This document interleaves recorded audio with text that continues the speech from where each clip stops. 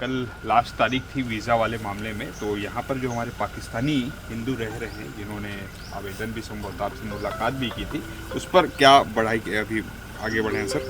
उस पर केंद्र से मार्गदर्शन हम लोगों ने मांगा था और अब तो स्पष्ट वहाँ से निर्देश भी इस बात के हैं कि जो लोग पाकिस्तान में अल्पसंख्यक हैं और पाकिस्तान पीड़ित हैं वो अभी रह सकते हैं और कालांतर में CAA के अंतर्गत वो आवेदन भी करके भारत की नागरिकता के लिए कोशिश कर सकते हैं। भारत की सरकार उस पर चिंता करेगी। जी, तो सर एक सीधे शब्दों में ये कहें कि राहत मिल गई है, और ऐसे कितने लोग होंगे छत्तीसगढ़ में एक आंकड़े के मुताबिक?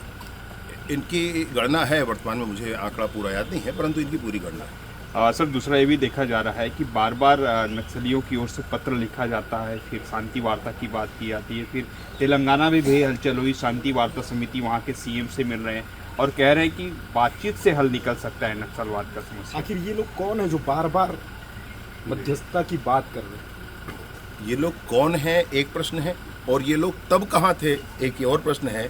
जब झीरम की घटना हुई तब इन्होंने क्यों नहीं कहा नक्सलियों के से कि ये सब बंद करो और तब जब एर्राबोर की घटना हुई थी तब इन्होंने क्यों नहीं कहा, जब 8 महीने के बच्चे को नक्सलियों ने जिंदा जला दिया था, पूरे बस्ती को जिंदा जला दिया था, उस समय इन्होंने क्यों नहीं कहा। जब मणिकोंटा की घटना हुई थी तब इन्होंने क्यों नहीं कहा था। जब दर्जनों ग्रामीणों को मार दिया गया था गला रेत करके, उनको पुलिस में मुखबिर हो कहकर, तब इन्होंने क्यों नहीं कहा था। जब झीरम की घटना हुई थी जिसमें छत्तीसगढ़ की इतनी बड़ी हानि हुई थी, छत्तीसगढ़ का एक नेतृत्व वहाँ समाप्त हुआ था, तब ये लोग कहाँ थे और अब ये क्यों बोल रहे हैं, अब ये क्यों बोल रहे हैं। और ये हैं कौन बोलने वाले भी? जिनको बात करना है, चर्चा करना है, वो करेंगे। ये क्यों बात करेंगे और इनसे क्यों बात की जाए? ये कौन होते हैं बोलने वाले? मसला ये है कि कहीं दाल में काला है, कहीं दाल में काला है। जिनको कहना है वो चिट्ठी छोड़ करके घर बैठे। अरे भाई बताओ, आप बोलो, आप चर्चा करो, आप डिक्लेयर करो कौन बात करने वाला है आपकी तरफ से, और नहीं तो ये सब बातें बिल्कुल गलत है। कोई दबाव नहीं होगा, कोई दबाव नहीं होगा। बस्तर के पीड़ित जाकर के राष्ट्रपति महोदया से मिलकर आए, और उसके बाद मैं आपसे ये बात कह रहा हूँ कि IED ब्लास्ट से जिनके पैर उखड़ गए उनका क्या हुआ, उनके लिए कौन तब इन्होंने क्यों कुछ नहीं कहा। जिनको आज भी IED ब्लास्ट से जानवर मारे जा रहे हैं, नागरिक मारे जा रहे हैं, जवान मारे जा रहे हैं, तब ये क्यों कुछ नहीं कहते हैं।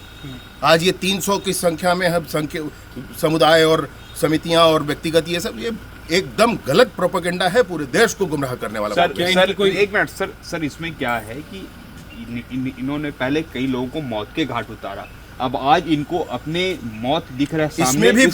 इसमें भी फर्क है, सुनिए मैं आपसे कहूं, इसमें भी फर्क है। और फर्क ये है कि जिस समय तक 400 अधिक, अब इस सरकार के बनने के बाद लगभग हमने 400 नक्सलियों को, वर्दीधारी शस्त्रधारी नक्सलियों को मारे। इसमें जब तक बस्तर के आदिवासी रहे तब तक इनको पीड़ा नहीं।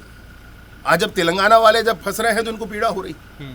मसला इसमें भी है भाई, इनका दुराव इसमें भी दिखता है। आप एक बार सोच कर देख लें इस बात को। जब तक यहाँ के लोग, बहुतायत में 8-10 लोग हैं जो तेलंगाना आदि क्षेत्रों के हैं जो मारे गए हैं इन 400 में, बाकी तो यहाँ के हैं, तब तक इनको पीड़ा नहीं रही। आज पीड़ा हो रही है, आज ऐसे नहीं होता है भाई। ये जो मानवाधिकार या समाज सेवक की बात करते हैं, जो क्या इनकी कोई साठगांठ लगती है माओवादियों के साथ? क्या इनके ही द्वारा मानवाधिकार का तो नाम इनको नहीं लेना चाहिए, भारत के संविधान का नाम इनको नहीं लेना चाहिए। जो भारत के संविधान को न मानकर बंदूक रखकर बंदूक की नली से सरकार बनाना चाहते हैं, उनके साथ ये किस तरीके से बात कर सकते हैं?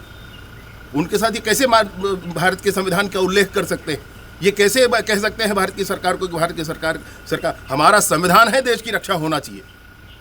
ये बिल्कुल स्पष्टता है इस बात पे। कोई एक प्रोपेगेंडा जो इनका चल रहा था वो बंद होता नजर आएगा? मैं आपको स्पष्ट कह रहा हूँ, और मैं नहीं सोचता हूँ कि बस्तर के लोग शांत होंगे। जो बस्तर की जनता है, जो बस्तर के नक्सल पीड़ित लोग हैं, जरूर इस पर बोलेंगे, मुझे पूरा विश्वास है इस बात।